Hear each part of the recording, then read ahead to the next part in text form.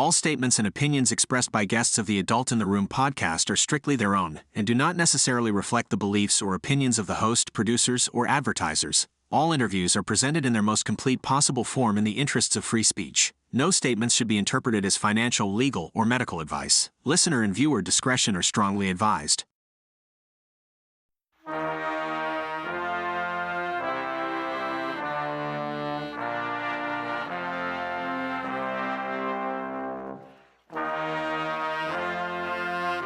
It's the Adult in the Room podcast with Victoria Taft. That's me. Welcome to the Adult in the Room podcast with Victoria Taft. Boy, they told us it was going to be a landslide, right? I mean, that's what they told us, right? Okay, so we're closing in on almost 5 p.m. Eastern time, and I've been tracking everything that's been going on across the country today. And my most important encounter was when I went out to get my champagne. I was talking to the guy in the store, of course, asking him, did he vote? And he said he did early voting, and he asked me if I early voted. And he asked me, why I was getting the champagne. And I said, because I'm going to be toasting Madam President tonight. And he just looked at me with kind of like a smirk on his face. And I said, she's going to win this, right? And he says, oh, well, it's very, very close. And I said, no, it's not. He says, well, what do you mean? I said, no, it's not. The women of America are making their voices heard. Reproductive rights is what it all comes down to. And the women are voting in numbers relative to men that are unbelievable. She's won this. And I said to him, she's going to take every one of the swing states plus Iowa. And he said, oh, but the numbers are so close. I said, I'm a political analyst. I'm telling you right now, the numbers are there. She's taking this election. And then I said to him, you realize, and he didn't tell me who he voted for, but of course I knew. And I said, you do realize you wasted your vote, right? Oh my goodness. Well, then we got the results, and it wasn't muy bueno at all. Wait. All right, guys, it's time to go to bed. None of us are stressed about the election, right? We all are gonna just go have the best night. Yeah, the best we are. Sleep of our lives, aren't we? I'm sorry to laugh. All the enjoyment, I'm sad. When did it end? All the enjoyment, I'm sad again. I'm done. I'm done with you. I'm done with you and your mother and your sister. I'm just done with all of this. Oh, she looks like she might be old enough to know better here. It's not going to happen. Go, Kamala. Whoa. Guys, we literally don't even have to panic. We literally don't have to freak out right now. We don't even have Potty to talk. fucking, we don't have to freak out. We don't have to freak out because it's not even real. Because, bitch, recount the vote! Guys, I just voted, and I chose family. Let's end this reign of terror now. I chose family. I chose women. I chose America. Okay. No, we're not moving on. Well, Ron Coleman is an attorney. He's a constitutional law attorney. He is a smart man. He's Thank you. a man who believes in results and realpolitik, and I just don't know what to say except we won.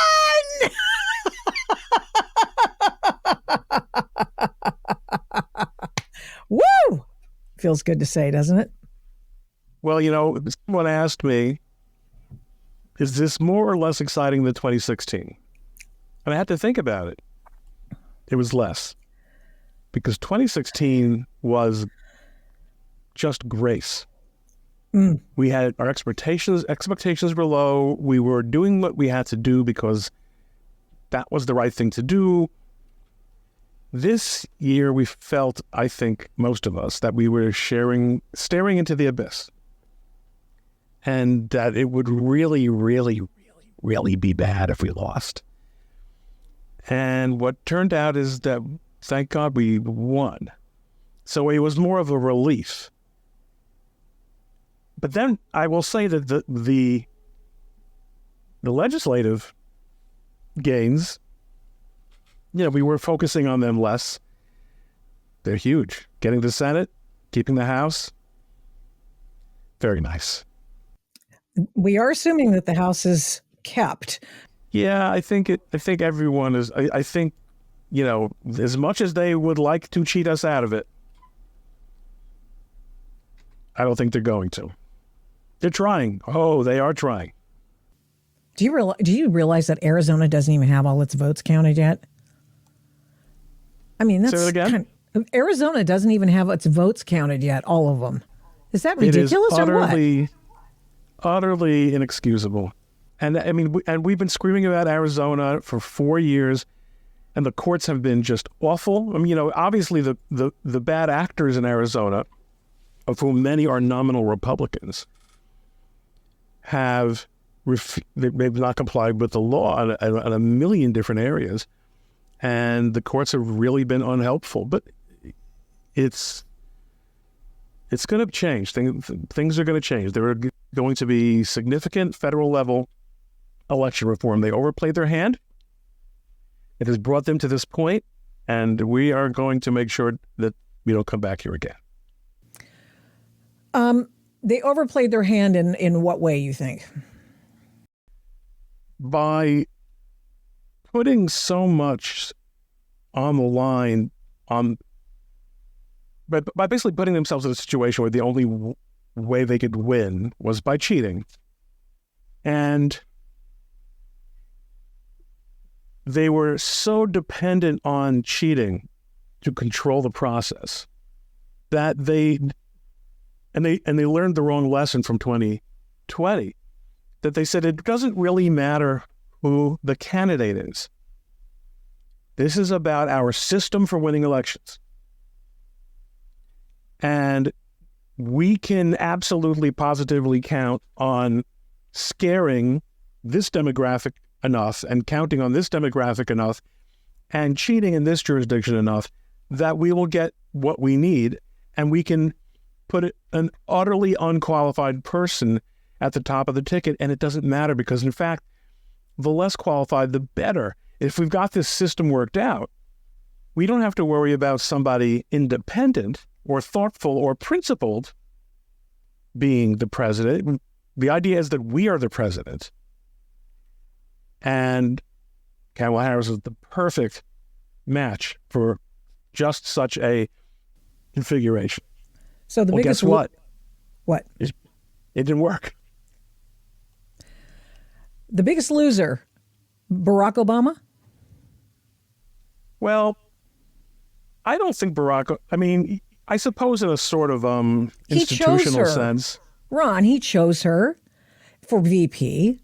He got I get it. No. I mean, it's a Joe huge out of loss. there. Sure, yeah, okay. It is a huge loss for him. But on the other hand, he's fine. I mean, he doesn't have to.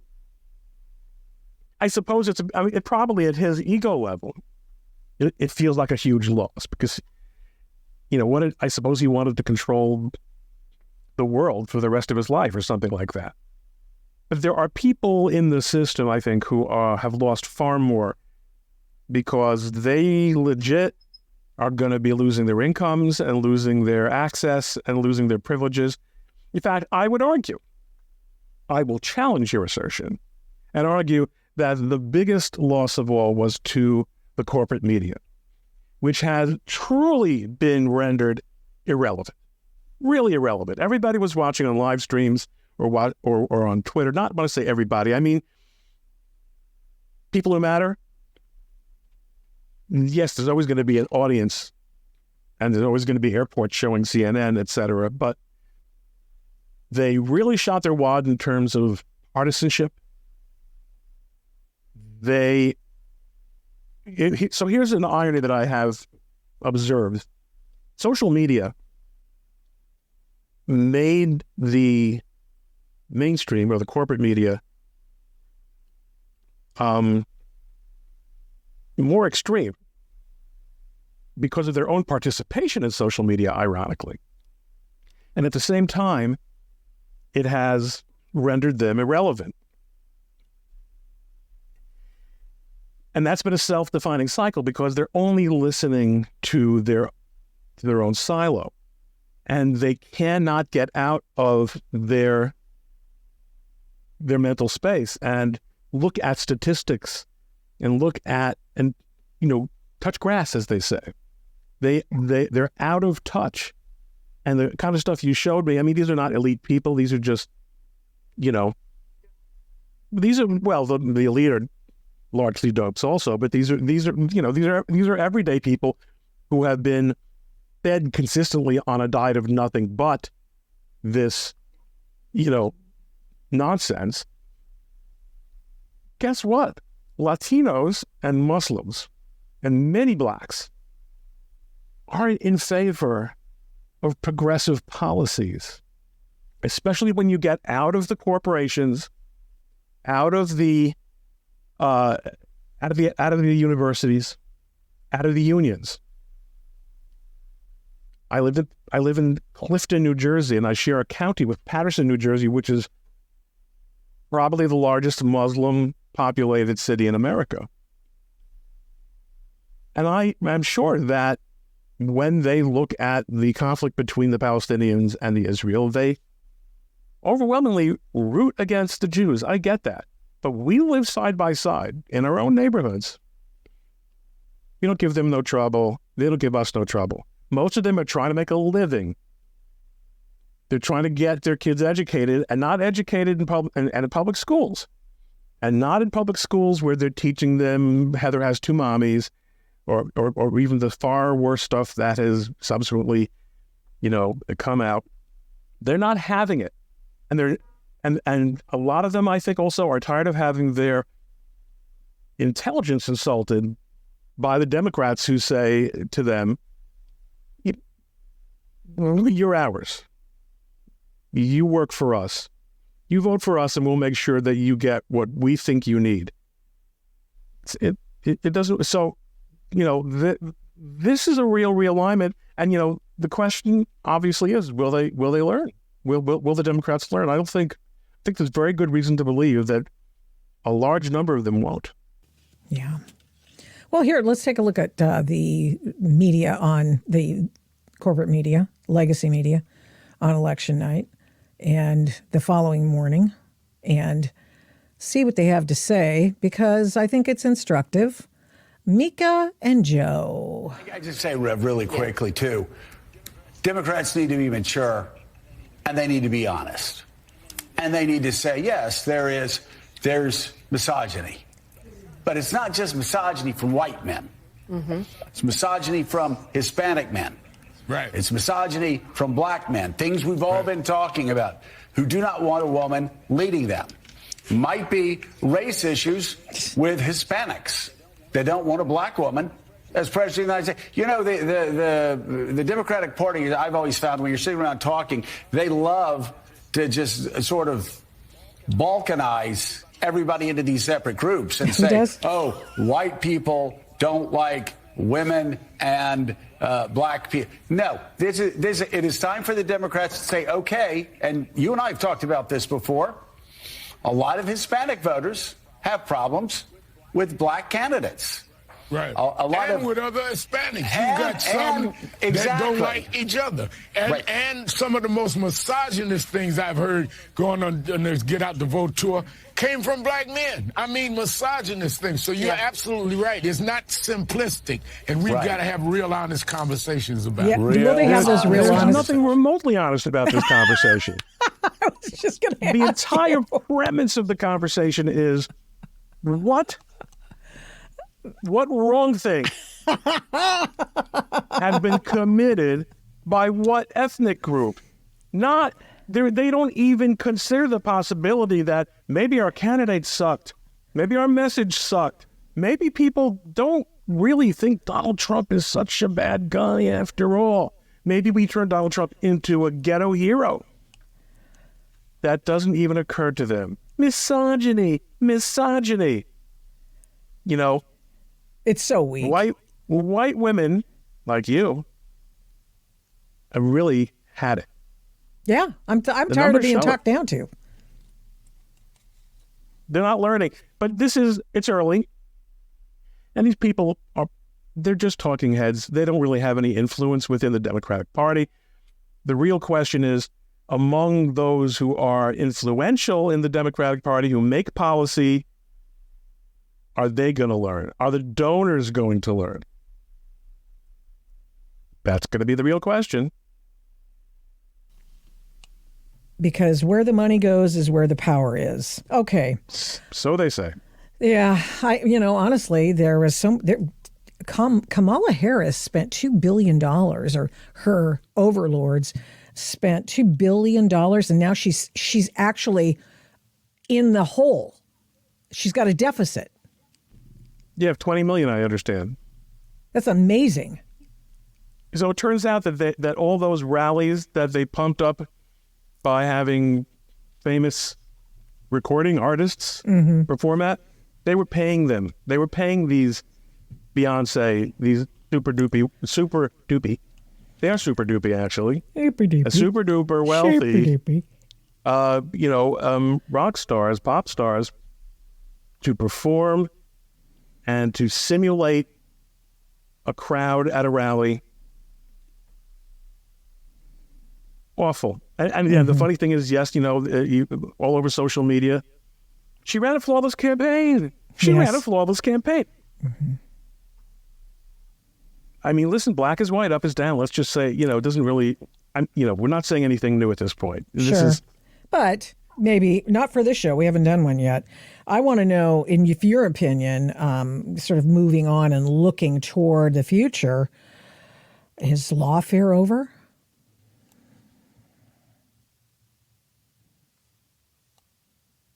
The Barack Obama era? That's a really good question. I guess I'll say this much. If the people who have been spending money based on his leadership of the party, the Democratic Party,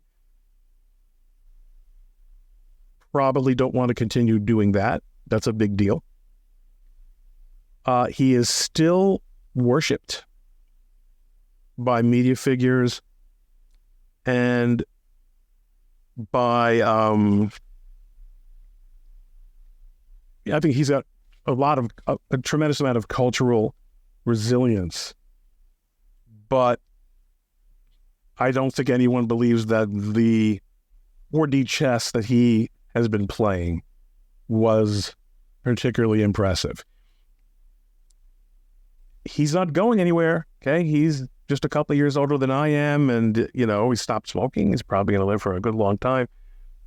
But he is certainly not the kingmaker anymore. But, then again, there is a vacuum. There's a gigantic vacuum in the Democratic Party. They have really discouraged the development of the kind of opposite of the kind of candidate that I described that they were looking for, which, again, was the fill-in-the-blank candidate, the zombie. Where's their bench? Is it really Gavin Newsom? Is that the play? Okay. I mean, I see the appeal. In a world where past misdeeds are never a problem, and that's the corporate media world, he's got the jawline, he's got the hair. What else do you need to succeed in democratic politics? If you have to be white, and you have to be male, then you got to have that jawline and that hairline. So fine. What else? Who else? I mean, I heard people talking. I mean, it's not going to be Cuomo. I'm sorry. He's damaged goods. What are you hearing? Oh, I was just sort of spitballing yesterday, thinking Gavin Newsom, because he's the only one they have. He has not been bespoiled by this process whatsoever. He's been intentionally left out. Gretchen Whitmer is not. It's not Gretchen Whitmer. She is really unappealing. I mean, that is the essential machine candidate who was installed in a crooked election. It is not Gretchen Whitmer. She is not going to sell nationally. She's mean.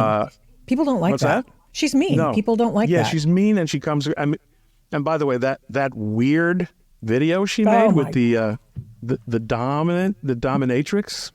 Yeah. The hell was that? I don't know. There's like no judgment. There are literally, and I was about to say there are no adults in the room. They claim that the adults are now in the room. The adults, these are not adults. These are most certainly not adults. But when you saw the picture of the campaign team, they were like a bunch of 24-year-old white girls who look like where they are so contemptuous of experience and wisdom, and judgment. It's about entitlement and checking off boxes. So if I were a Democrat donor, I would be making some calls. I would be, they're always going to be a backroom party. The last time they tried real democracy, they ended up with George McGovern, and that didn't go well. They shot down Bernie because he represented the same threat as McGovern. And Bernie, of course, like a good Bolshevik, says, "Please, sir, may I have another?" What's that threat? Is it just populism? No. The threat is, it is populism, but also electoral oblivion.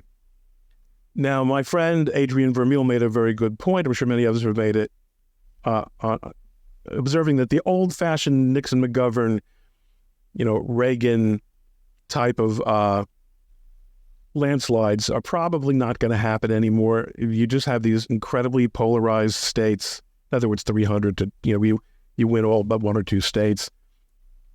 You have this incredible polarization, and just structurally things are different. But I don't think we necessarily have to accept that. I mean, I like the idea that what Scott Pressler is doing, saying, "Listen, I'm staying here in Pennsylvania. This is a state we can make a bona fide red state. The people, that's really what the people here are about. And if we clean up the corruption in and around Philadelphia County voting, Pennsylvania will be a red state." So that's, they've got a real problem. But that's good for us. That's good for America, not just for you and me, because you and I, it's not, none of this is putting any money in our pockets. I'm not going to be Attorney General. Right. You're not going to be Secretary of Defense, but it's good for people who love this country. Let's look at this. You're talking about structural differences and the story that they tell in this election. Check this out. So I heard Hans von Spakovsky talking about this. Did you see this? Now, he said in a recent piece for the Heritage Foundation that in a shocking report that has not received the attention it deserves, the U.S. Census Bureau recently admitted that its 2020 census count of the American population was incorrect in at least 14 states. And to cut to the chase, that difference meant that Donald Trump was not accorded 9 additional electoral college votes that he should have gotten, and Kamala Harris was given 6 that she should not have had because of the way that shook down. And the 2-year after look back on the numbers apparently are not something that override the census findings initially. In other words, you can't go back and change them. But Hans says, as a result of these errors, Florida did not receive 2 additional congressional seats. That's 2 electoral votes. Texas lost out an additional seat. Minnesota and Rhode Island each retained congressional seats that should have been lost. And Colorado gained a new seat to which it had no right. There were that many differences in the count because they screwed these statistical anomalies only and glitches. They only cut one way. Yeah, you notice that? I mean, there were like maybe only a couple of things that didn't go the left's way. I mean, but those are the death by 1,000 cuts that occur in this effort to shave, to make sure that they get the votes that the right would not. I would love to know how that would change California's voting, for example. If you didn't have universal mail-out voting, you didn't have, you can't show ID. It's against the law. If you didn't have any mail-in ballots, I bet you the West Coast and Mest Coast that I keep an eye on all the time would not be as blue as it is. Congress has the power under the United States Constitution to reform electoral practice. And if this Congress doesn't do it, this is the chance of a lifetime. And we will regret it forever. And there's no John McCain and there's no Paul Ryan anymore mucking things around. I'm not saying that there aren't rhinos. There are, especially in the Senate. But I think everyone knows on what side his bread is buttered. Rick Scott might be the majority leader now that the turtle is bowed out. Do you have hopes for that body and being a little bit more, I would say, muscular in their approach to changing things? I hope it goes through that way. Because I don't want, if in the House, I don't want to see Hakeem Jeffries with the gavel, frankly. Oh, my God. Can you imagine? Can you imagine? They're really, they destroyed a lot of norms. Yes, they did. And you can't necessarily, it's a little bit of a Humpty Dumpty. You can't necessarily put them back together again, but we can start rebuilding standards and rebuilding, norms that hopefully become respected norms. And I have always said that people have to recognize, and I say this from my experience as a lawyer, that the system, the legal system, the political system, government, all of it, ultimately depends on a substantial amount of virtue and trust. And you can put safeguards and, cushions to avoid abuse. But at the end of the day, if you don't have a virtuous political class and a virtuous citizenry, and look at Russia, which has, a culture, an historic culture of corruption. And they have this gigantic military. They went to war against Ukraine, something that every analyst agreed should have been a 2 to 4 week operation. And here they are years later being humiliated. Yes, the West is pouring money and resources into the fight, but fact is the corruption in the Russian military and Russian government and Russian culture, the lack of accountability has really harmed them. We've had such eras in the United States as well. And it's true, of course, at the state level, it's going to be much harder to reform because you don't have that national balance. We got to do what we can. Mm-hmm. Speaking of things that are international, happenings and how they might be impacted by the election, this is what's happened already since the election. Sure. Mexico has decided to, we're going to help you again, the United States of America. We're going to stop that caravan. The Houthis have said that they are not going to attack ships and other things for the Iranians. Qatar has told Hamas officials in the country that they're not welcome anymore. Eric Adams, the New York City mayor, has announced that they will finally end giving illegal immigrants free stuff. And all sorts of, Putin wants to talk peace. Unbelievable. It is. It's amazing because it's almost a parody of what some MAGA person would say. Just watch when Donald gets into office. The whole world is going to recognize that he's the man, that he's the boss. Son of a bitch. Doggone, he is. That way.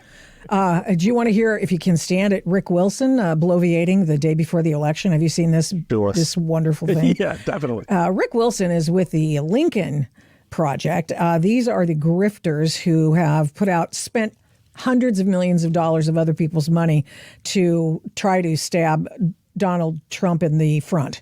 Let's listen. Back in the old days, they called this Periscope. And I know it's loud as shit in here. I'm in the Daniel Patrick Moynihan train station in New York City, headed to get on the Acela. But listen, I have a couple of things to think about for tomorrow, everybody. Number one, Trump's going to lose. He's going to lose badly. He's going to be wrecked. I don't know what the electoral college count's going to be at the end of this, but it's going to get loud and it's going to get hard for him. Their panic is extraordinary. Their events in Georgia and North Carolina are basically about as well attended as a Pokemon card trading convention in Ass Crack, Alabama. It's one thing to talk about predictions, but to lie so flat-footedly. Yeah. So no one's going to the rallies. Nobody's going to the rallies, Ron. And nobody's going. And they're panicking. Are you kidding me? Are you kidding me? He sorry, bloviates a lot more. You want to hear some more? Yeah, I do. Oh, okay. Here we go. It's really, really fucked up. Oh, sorry. Just in time for that. I have, from a reliable source inside the Trump campaign, that Chris LaCivita was thrown off the Trump travel plane by Corey Lewandowski yesterday. He's denying it to reporters, but it's true. And we've got you got a campaign ending in chaos, and you got another campaign that was able to deploy 90,000 volunteers to knock on 3 million doors. Guys, the better campaign is going to win this one. Here's the funny part about this that somebody said to me yesterday, and I really believe you're going to love this one, Ron. In 2016, Donald Trump framed Hillary up as weak, sick, meandering, couldn't finish a sentence, wasn't a good speaker, couldn't deliver, for her party. That her party didn't. There was a faction of her party that never would go with her, and that framing of Hillary worked really well for Trump in 16. I don't remember that really framing. Well for Trump. Isn't that weird? And then he goes on to talk about what a in the loser. same position that he described Hillary Clinton in 2016. He's weak. He can't finish a sentence. He's sick. He's meandering. He's probably dying at this point. No. His party is splitting apart. Yes, you MAGAs, I know. You guys are so intense. You believe everything that he says, absolutely. Every word that comes out of his mouth. I get it that you believe that. But guess what? He's been lying to you all along about a lot of things, and you're about to realize it tomorrow.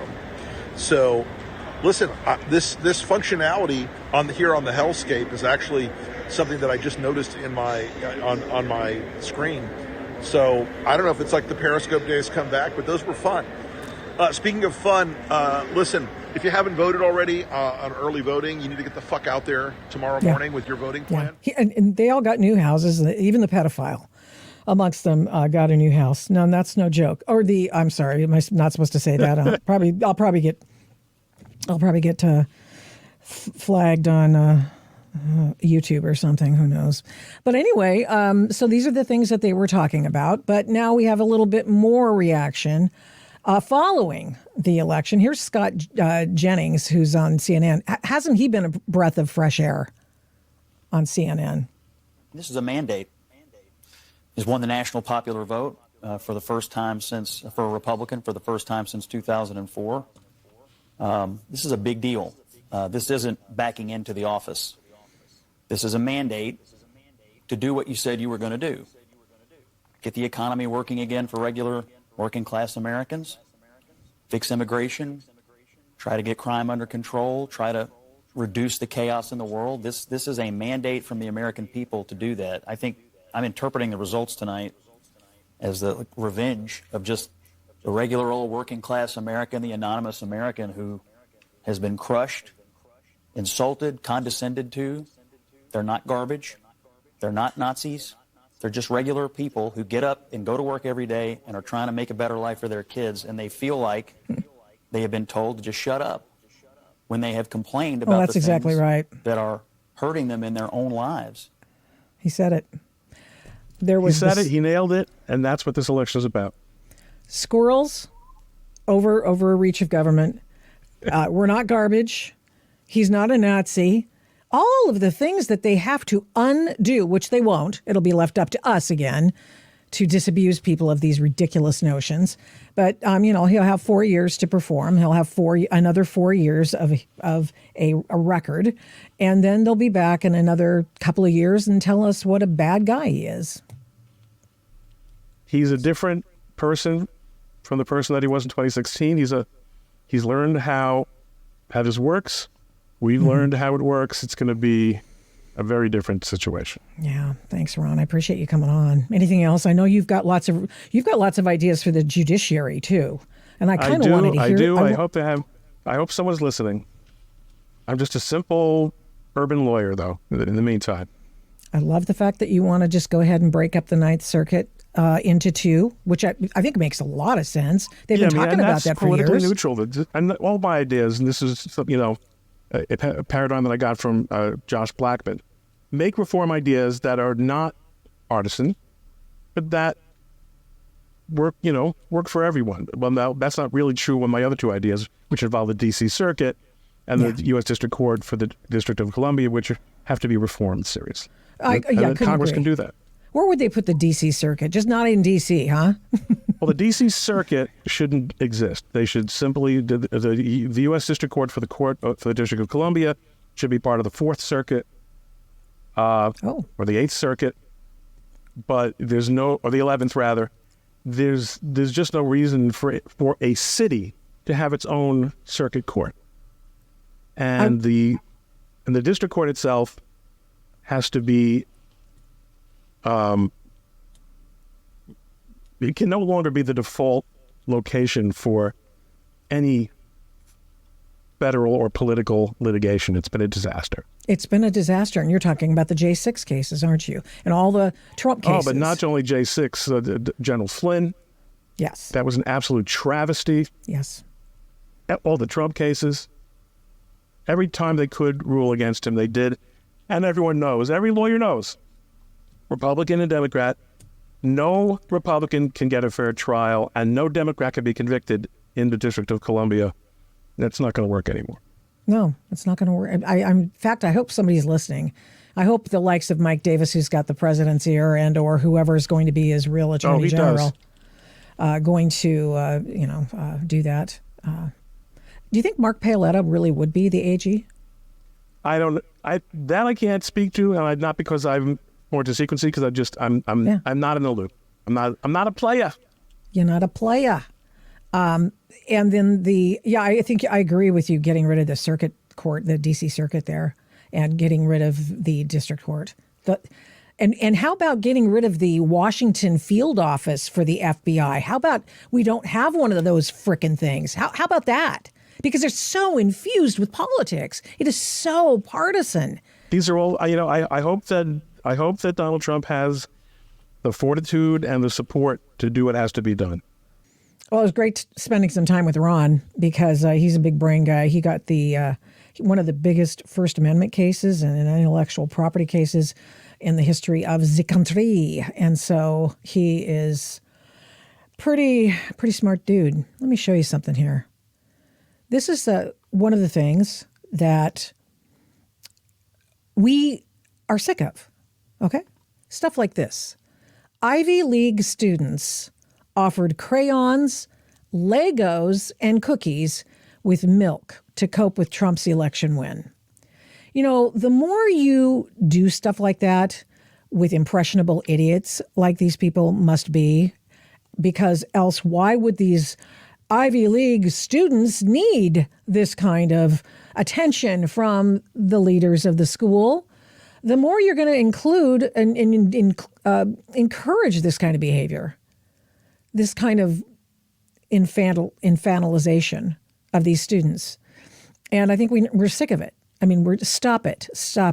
I think it's fun to color in color books, okay? I enjoy doing that with children, okay? And I find myself enjoying it a lot. But, there's plenty at play here in the results of the election. First of all, Trump made it too big to rig. I know. That's very indelicate to say that. But that's what he called it. It's too big to rig. And indeed, what happened was so many people were revved up to vote early and on the day of that they did not have to they didn't claw back the day of votes with all the early voting. They got new voters.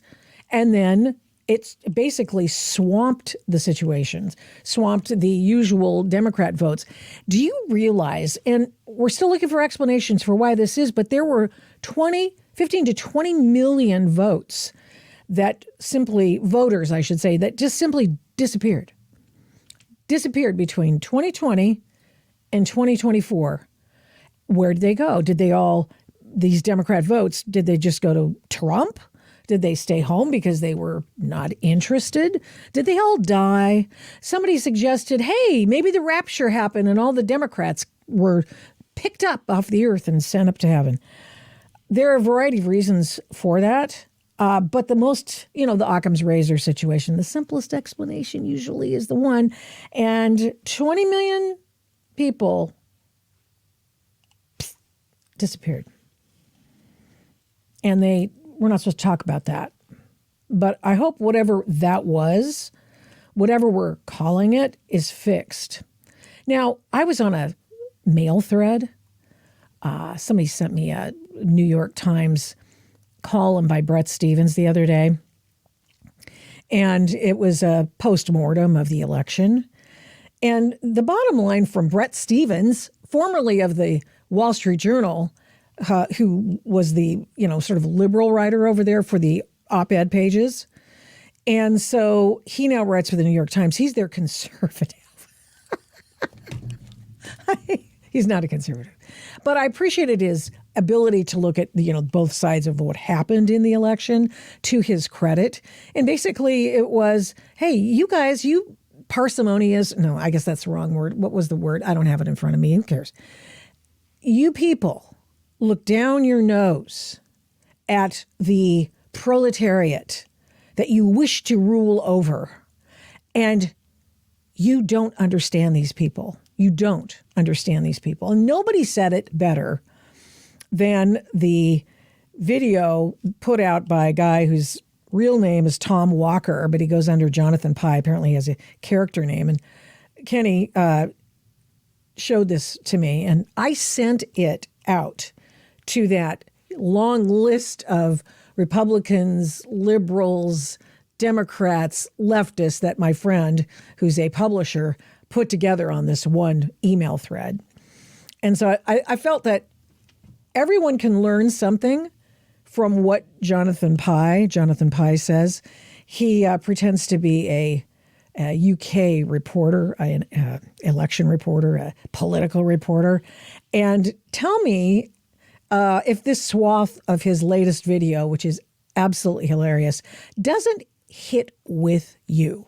Once again, the Democrats have absolutely failed to effectively address the concerns of millions of Americans, particularly the millions who voted for Trump before and just voted for him again. Kamala Harris has completely ignored a genuine beef these people have. A huge section of America thinks the state is corrupt and wields too much power over normal people's lives and just serves the rich and the powerful. And they're not wrong.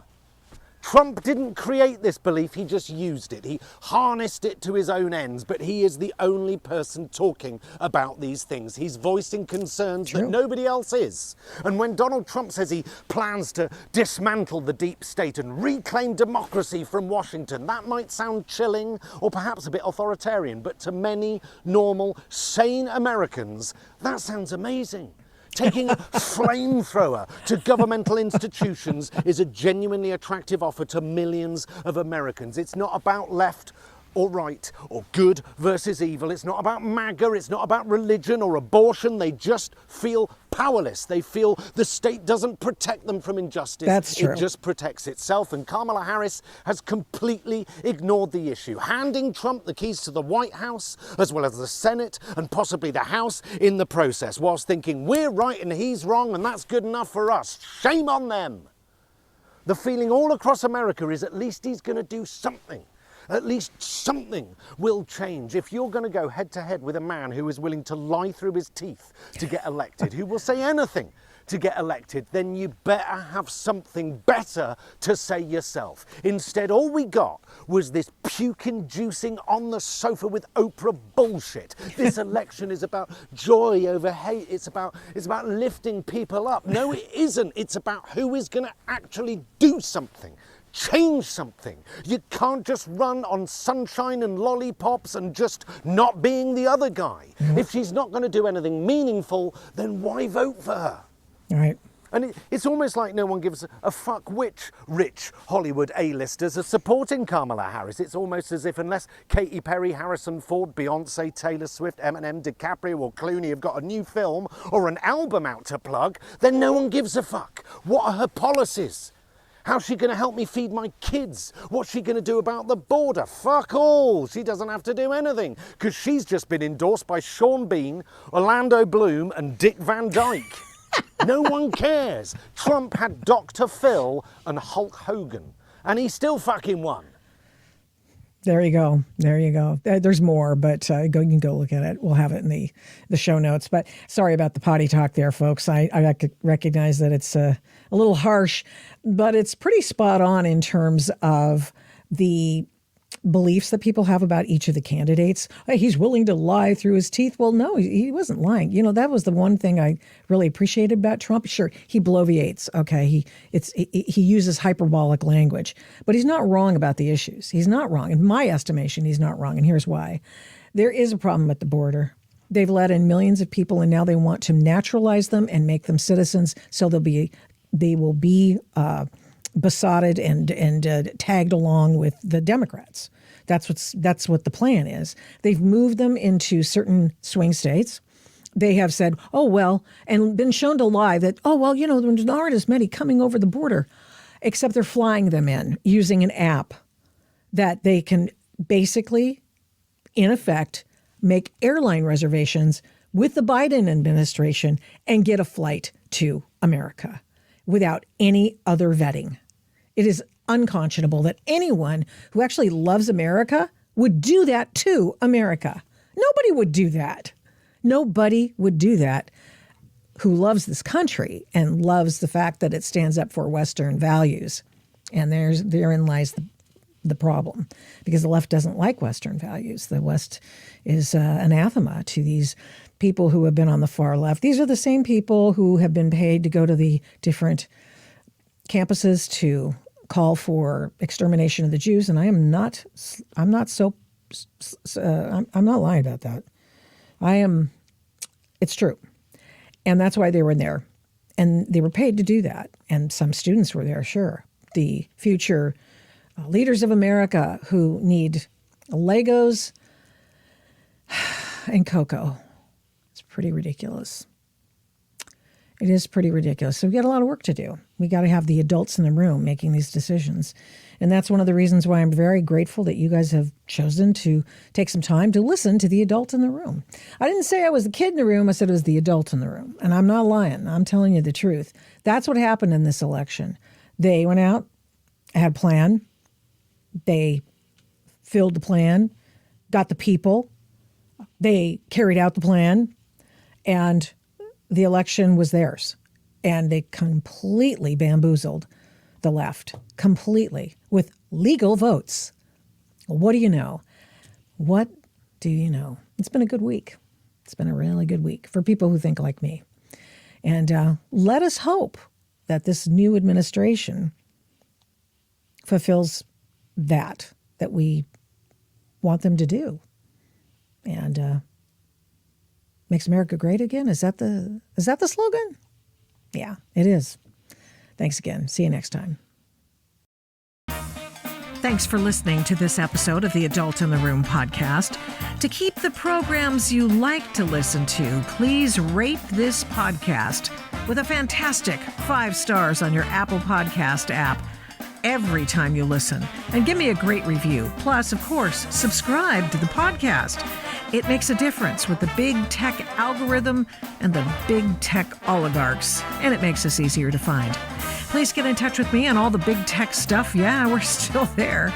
Using the names Victoria Taft or the Adult in the Room podcast on MeWe, Parler, Minds, Facebook, Twitter, and Instagram. Thanks to 1ACast for imaging, editing, and production. The fantastic song is Gospel by the March 4th Band of Portland, Oregon. Music for Antifa versus Mike Strickland is Ride or Die by Raps by RC. The Adult in the Room podcast is also a production of Flamingo Road Studios. Remember, head up, heart out, and strive to be the adult in the room. Till next time, Mischief managed.